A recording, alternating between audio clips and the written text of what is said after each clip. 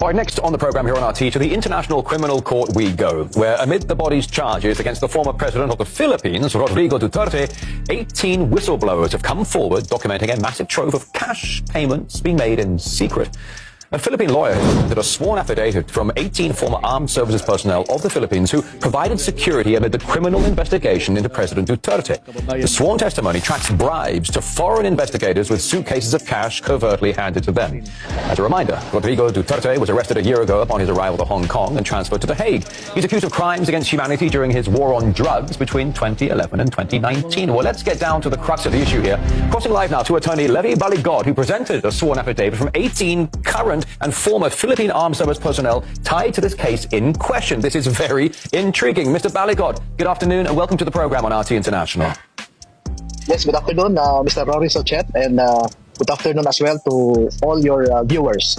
It's a great pleasure to have you on the program today, sir. Just so I understand, you are the attorney representing 18 individuals who made claims of delivering suitcases stuffed with cash that were allegedly for funding an ICC probe into the former president, Rodrigo Duterte. Can you please help me understand and break that down? Over to you. Yes, these 18 former military officers were employed by former Congressman Saldico, who was the former chairman of the House Committee on Appropriations.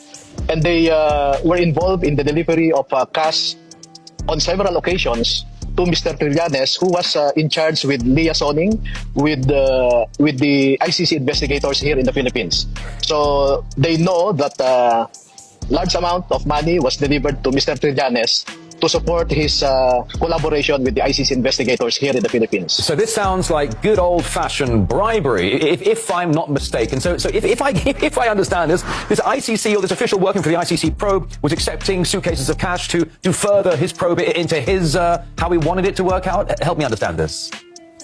No, to be fair, the 18 former soldiers did not see Mr. Trillanes actually handing money to the ICC investigators, but they know that large amounts of money were delivered to Mr. Trillanes, being the liaison of the political opponents of former President Duterte here.